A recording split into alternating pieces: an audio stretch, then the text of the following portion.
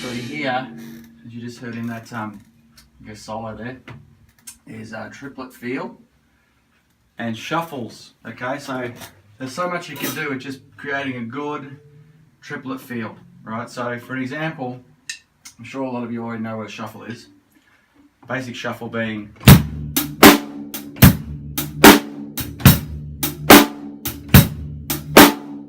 so what I was doing a lot of that there, I can't remember all of it, there's a lot of improvisation, but was a Perdie shuffle. That's the name. It was been known as a Perdie shuffle by a famous recorded drummer called Perdie, who started that shuffle. I think it was on a Steely Dan track, Home at Last, I think, if you look it up. But yeah, and that sort of inspired a lot of drummers. John Bonham for I think it's Fall in the Rain, and another one was a huge one was Toto, Hold the Line.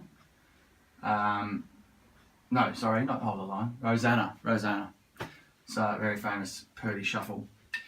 And basically to get that, I think it's a great shuffle because it really gives the space inside the shuffle when you start to play, you know, those ghost notes in between. So back on ghost notes.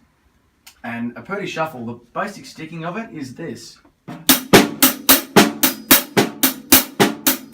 it's right, left, right, right, left, right, right, left, right, right, left.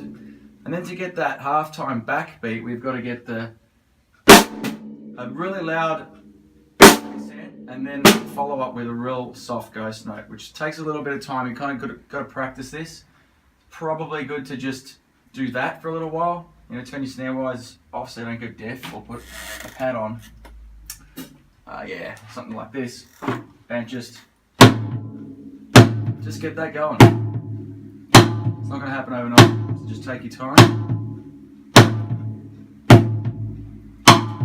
and then you start putting the sticking together. Do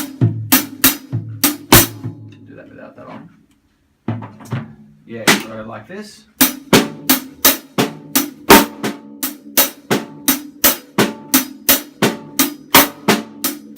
I'm a rim shot player. A lot of you probably aren't.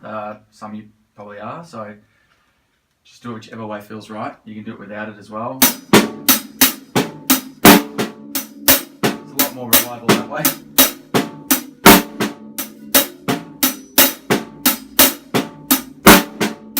Really take your time. Do this to a metronome, probably around 60 to 80 BPMs to really develop it first.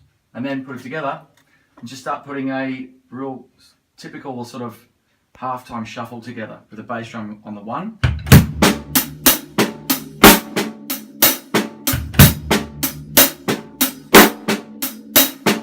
Okay, and once you get that down, it sounds pretty funky and pretty cool. You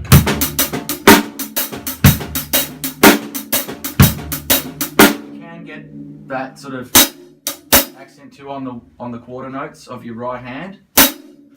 2 to 3 to 4 also makes it sound a bit more musical. And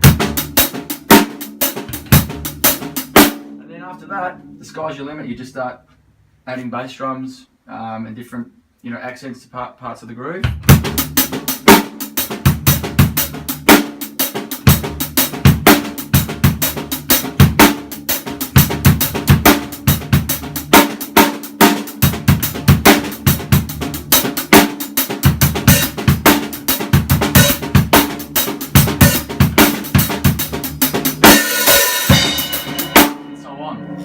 So that's that one. And then we've also got within that triplet feel double paradiddles.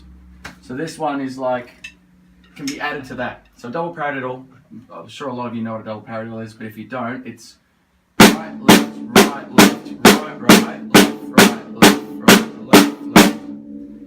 Now we get that in there, and basically you can start to play this as a groove as well, just by splitting up your hands.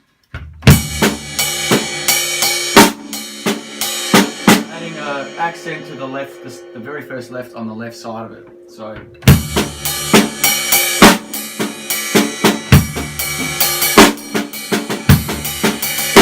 it's really important to develop nice, clean ghost notes. You know, aim for the center of the drum. It's going to sound a lot nicer. You're going to get a lot more air coming through there. So same volume, a lot nicer sound there. Depending what you're going for though too, of course. And then putting this together, This sounds pretty badass, right? This is like, when you get it fast, very simple rudiment, but getting it fast just sounds awesome.